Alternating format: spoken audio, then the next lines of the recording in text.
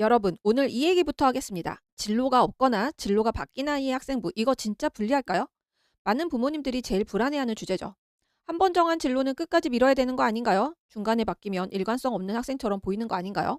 우리 애는 아직 꿈도 없는데 이거 이미 늦은 거 아닌가요? 자, 근데 여러분, 이거 굉장히 흥미로운 주제입니다. 왜냐하면 부모님들은 대체로 진로가 바뀌면 감점이라고 생각을 하시는데 놀랍게도 대학이 진짜 아쉽게 보는 건 그게 아닐 수 있습니다. 오히려 3년 내내 같은 진로를 써놨는데도 그 안에 고민도 없고 질문도 없고 성장도 안 보이는 그 무색무취한 학생부를 더 약하게 볼 수도 있다는 거예요. 아니, 생각을 해보세요. 고등학생이 3년 내내 한 번도 안 흔들리고 한 번도 자기 생각이 안 바뀌고 한 번도 내가 이걸 왜 좋아하지를 한 번도 안 물어본다. 이게 정말 좋은 걸까요? 아니면 그냥 겉으로만 예쁘게 정리된 학생부일까요? 그래서 오늘 이 얘기를 왜 하냐? 지금 이 시기엔 학부모님들이 진로 미정, 진로 변경, 무전공 이 세 가지 때문에 가장 많이 흔들리시고 그 불안 때문에 오히려 학생부를 좋게 만드는 게 아니라 망치는 선택을 하시는 경우가 많기 때문입니다. 억지로 진로를 고정시키거나 안 맞는 활동을 끼워 넣거나 일관성이라는 이름으로 아이의 실제 성장 흐름을 잘라버리는 거죠. 근데 그게 입시에서는요, 생각보다 치명적일 수 있습니다. 그래서 오늘은 진로가 없거나 바뀌었어도 사정관이 이 학생은 뽑아 볼만하다라고 느끼게 만드는 학생부 설계법, 이걸 한번 이야기해 보도록 하겠습니다. 특히 진로 미정은 어떻게 기준선을 세워야 되는지, 진로 변경은 어떻게 변심이 아니라 발전으로 읽히게 해야 되는지, 무전공은 뭘 더 세게 보여줘야 되는지, 이걸 아주 현실적으로 정리를 해드릴게요. 그런데 시작 전에 딱 하나만 먼저 확인을 하겠습니다. 최근 대교협이 발간한 2027학년도 대입상담 역량 강화 자료집에 이렇게 명확히 설명을 하고 있어요. 고등학생은 자신에 대한 이해를 바탕으로 진로를 탐색하는 시기이므로 진로 변경 자체가 입시에 문제가 되지 않는다라고요. 그러니까요, 이건 제 개인적인 의견이 아닙니다. 대학이 공식적으로 인정한 이야기입니다. 그렇다면 대학이 진짜 보는 건 뭘까요? 사정관이 학생부를 펼쳤을 때 실제로 어디를 보는지 지금부터 시작합니다. 저도 사정관으로 일할 때가 기억이 납니다. 오늘 무슨 일이 있어도 20건은 본다. 이 다짐 하나로 첫 서류를 여는 거거든요. 그런데 그 상황에서 모든 문장을 처음부터 천천히 감상할 수 있을까요? 그렇지 않습니다. 사정관이 가장 먼저 확인하는 건 혜택이 아닙니다. 교과 성적 분포와 이수 현황이에요. 이 시스템은요, 단순히 텍스트를 나열하는 게 아니라 지원자의 학업 궤적을 시각화해서 제공합니다. 학기별, 과목별 성적 추이를 그래프로 보여주는 도구도 있고요. 키워드 검색과 하이라이트 기능도 있어서 특정 역량이나 전공 관련 키워드가 3년간 어떻게 심화되었는지를 바로 볼 수가 있습니다. 단순히 평균 등급이 1점대인지 2점대인지를 보는 게 아닙니다. 이 학생이 진로와 연계해서 핵심 교과를 위계에 맞게 이수를 했는지, 성적 추이가 어떠한지, 불리하더라도 심화 과목을 기꺼이 도전했는지, 이런 것들을 한눈에 훑으며 학업의 뼈대를 먼저 그려내는 거예요. 그 뼈대를 확인한 뒤에는 텍스트로 넘어갔을 때도 각 항목을 개별적으로 끊어서 읽지 않습니다. 세특, 창체, 행특 속에서 어떤 키워드가 반복되며 심화되고 있는지 3년간 여러 교사들의 관찰 기록을 교차 검증합니다. 그리고 여기서 많은 분들이 오해하시는 게 있죠. 전공을 빨리 확정해야 된다. 학과 이름을 딱 정해놔야 된다. 물론 진로 방향은 중요합니다. 근데 예전에는요, 전공 적합성, 그러니까 지원학과와 얼마나 딱 맞는지를 중요하게 봤죠. 그런데 지금은 달라졌어요. 성균관대를 비롯한 상위권 대학들을 중심으로 좁은 전공 적합성의 시대는 이미 저물고 있습니다. 대신 그 자리를 채우는 게 계열 적합성, 진로 역량, 탐구 역량이에요. 한양대학교 가이드북이 이걸 가장 명쾌하게 풀어줍니다. 자동차에 관심 많은 학생이 반드시 자동차공학과를 지원해야 좋은 평가를 받는 게 아닙니다. 자동차를 탐구하는 과정에서 물리적 원리를 어떻게 적용했는지, 과학적 사고력과 분석 역량이 일관되게 드러난다면 자연계열 어느 학과를 선택해도 좋은 평가를 받을 수 있다고요. 이게 바로 전공 적합성이 아닌 계열 적합성입니다. 그래서 진로가 미정이거나 바뀐 학생도 충분히 승부할 수 있습니다. 단 조건이 하나 있어요. 학생부에서 이 학생은 이렇게 성장했구나가 보여야 됩니다. 그리고 그게 보이려면 사정관이 세특을 읽으면서 머릿속에서 떠올리는 질문 4개의 답이 있어야 돼요. 첫 번째, 왜 이 공부를 했는가? 동기죠. 두 번째, 어떤 태도로 배웠는가? 과정과 참여입니다. 세 번째, 배운 걸 어떻게 확장했는가? 심화와 응용이고요. 네 번째, 수업 속에서 어떤 역할을 했는가? 협업과 기여입니다. 그리고 여기서 포인트가 있어요. 진로가 있냐 없냐가 아니라 이 4개 질문에 근거가 있냐 없냐가 매우 중요하다는 거죠. 예를 들어 볼게요. 화학 평형이 어려웠지만 노력함. 이건 근거가 없죠. 반면에 처음엔 이해 못했는데 수업 후 선생님께 질문하고 실생활 예시로 정리해서 직접 체화했다. 이건 태도와 과정이 보입니다. 확장도 마찬가지예요. 삼각함수를 배워서 문제풀이에 적용했다. 이건 배운 걸 그대로 쓴 거죠. 확장이 아닙니다. 그런데 이렇게 되면 달라져요.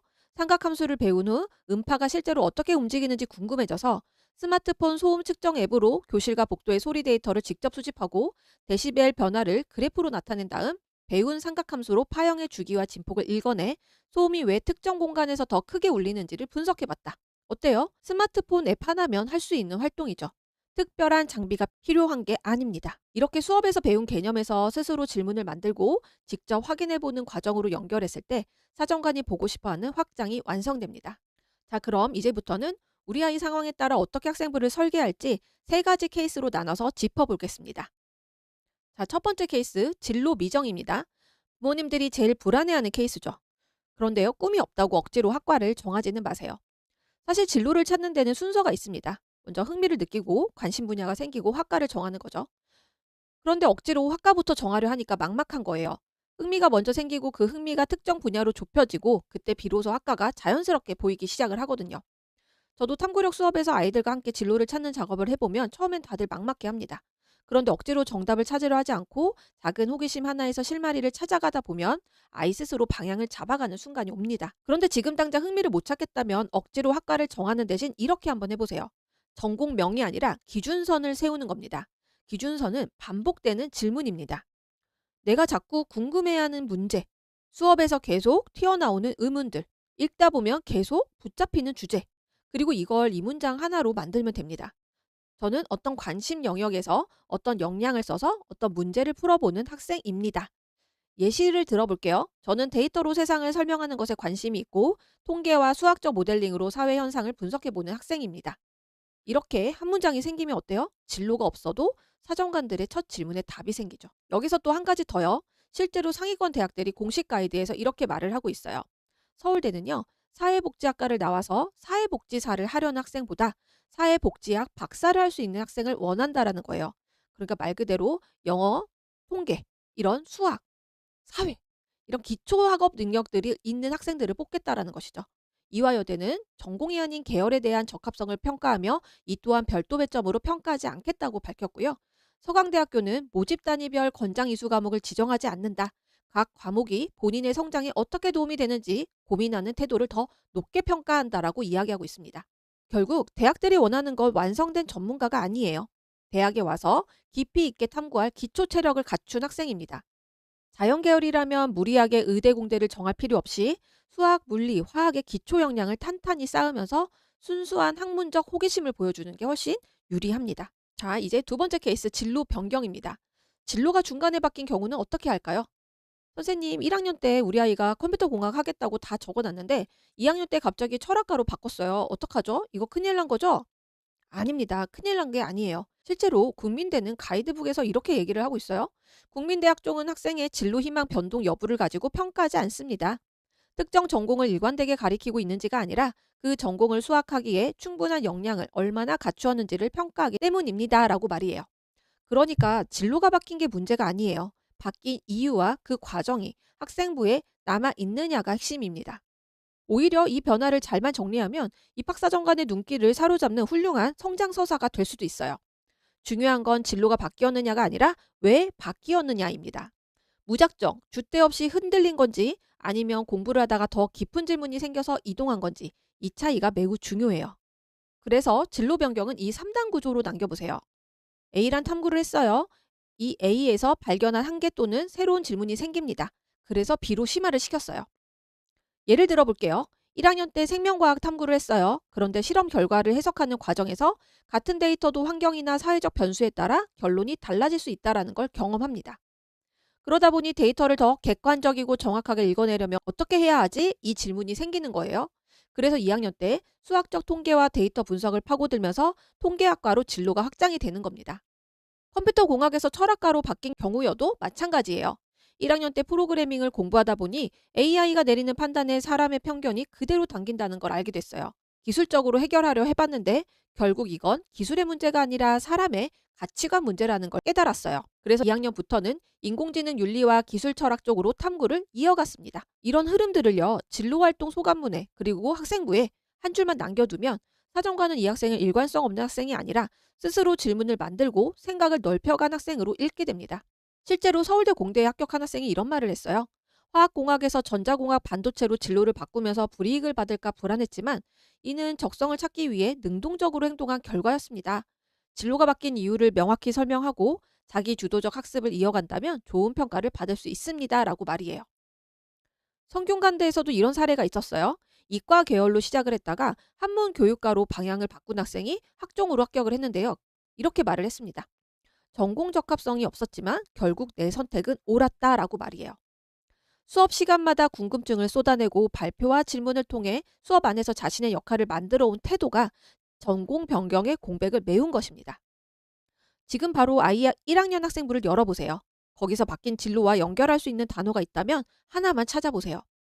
그 단어를 현재 진로의 출발점으로 다시 연결하는 문장, 그 한 줄이 역전의 시작입니다. 자, 세 번째 케이스 무전공입니다. 요즘 정말 많이 물어보시는 유형 중 하나예요. 그런데 시작부터 하나 짚고 넘어갈게요. 무전공은요, 방향이 없어도 되는 전형이 아닙니다. 많은 분들이 이렇게 생각하시죠?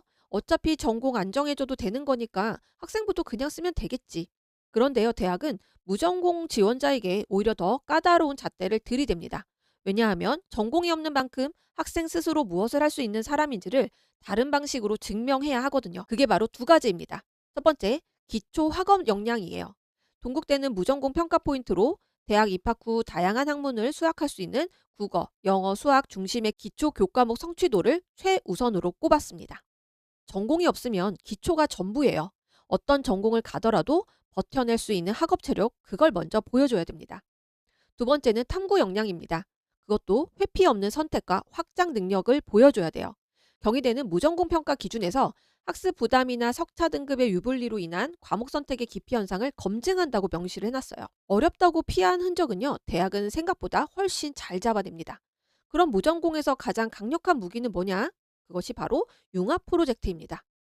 실제 합격생 사례를 보면 확실히 보여요. 건국대 KU 자유전공학부 합격생을 사례로 들어볼게요. 이 학생은요, 국가별 항생제 사용률로 의료 격차를 분석을 했어요.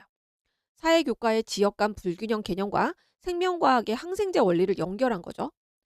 특별한 외부 활동 없이요, 교과 수업 개념 두 개를 하나의 현실 문제로 연결한 사례입니다. 두 번째는요, 동국대 열린전공학부 합격생의 사례입니다. 양자역학 기술의 사회 경제적 활용 방안을 탐구했어요. 그리고 게임 이론을 접목한 심화 보고서를 썼습니다. 이 학생은 물리와 경제, 이질적인 이 두 영역을 하나의 탐구 안에서 연결한 것이죠. 이런 기록들이 있는 학생이 무전공에서는 어떻게 보면 유리한 위치에 서게 된다는 거예요. 그리고 경희대 입학처장님은 이렇게 직접 권장하기도 했습니다.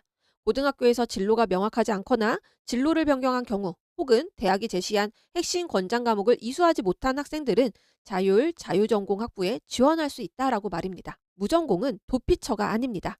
방향 없이 쉽게 생각하고 들어가는 전형이 아니라 오히려 더 치밀하게 설계한 학생이 더 유리할 수 있다라는 것을 기억하시길 바랍니다.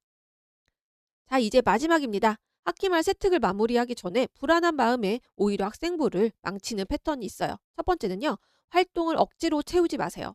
마감이 코앞에 오면 이것도 넣어야 되지 않을까? 저것도 빠지면 안 될 것 같은데? 이런 불안 때문에 관련 없는 활동들을 억지로 끼워 넣게 됩니다. 그럼 10개를 나열한 학생부보다 두세 개를 자기만의 질문으로 깊이 파고든 학생부가 훨씬 강해요. 아까워도 지워야 선명해집니다. 두 번째는요, 추상적인 표현을 지우세요. 많은 것을 배웠다, 큰 깨달음을 얻었다. 사정관 입장에서는 이 문장 아무 근거가 없습니다. 어떤 학생이 써도 똑같이 쓸 수 있는 말이거든요. 동사를 바꾸세요. 느꼈다를 분석했다. 알게 되었다를 수정했다, 확장했다, 재구성했다. 내가 어떻게 생각하고 어떻게 행동했는지 그 과정이 드러나는 표현이어야 사정관을 설득할 수 있습니다. 세 번째, 결과만 남기지 마세요. 탐구 보고서를 제출했다는 결과는 있는데 어떻게 그 결론에 도달했는지, 실패하고 수정한 과정이 없다면 좋은 평가를 받기가 어렵습니다. 이렇게 한번 써보세요. 처음에는 A 방향으로 접근을 했는데 실험 결과가 예상과 달라서 선생님 피드백을 받아 B 관점을 보완하고 결론을 다시 정리했다. 이렇게 틀렸다가 고친 흔적, 막혔다가 뚫은 과정, 이런 문장들이 학생부에 담겨 있어야 사정관이 이 학생의 성장을 실제로 느낄 수가 있습니다. 이제 정리해 볼게요. 좋은 학생부는 활동을 많이 한다고 만들어지지 않습니다. 대입은 누가 한 우물만 팠는가를 겨루는 시합이 아닙니다. 3년의 흐름 안에서 자신의 성장과 변화를 근거로 구조화한 학생이 유리한 게임입니다. 진로가 없어도 괜찮습니다. 기준선 하나를 세우시면 돼요. 진로가 바뀌어도 괜찮습니다. 3단 논리로 발전의 흔적을 남기면 됩니다. 무전공도 괜찮습니다. 대신 기초 학업 역량과 탐구 역량 이 두 가지를 더 세게 증명을 하세요. 일관성에 집착해 우리 아이들의 성장을 박제하지 마세요. 변화를 두려워하지 않는 탐구의 과정이 사정관의 마음을 움직입니다. 진로는 발견하는 게 아니라 아이와 부모가 함께 만들어가는 겁니다. 지금 이 고민 자체가 우리 아이가 자신을 더 깊이 들여다보고 있다는 증거예요. 댓글로 남겨주세요. 우리 아이는 진로 미정인지, 진로 변경인지, 무전공인지 어디에 해당하나요? 댓글로 남겨주시면 함께 고민을 해보겠습니다. 지금까지 이롤쌤이었습니다. 감사합니다.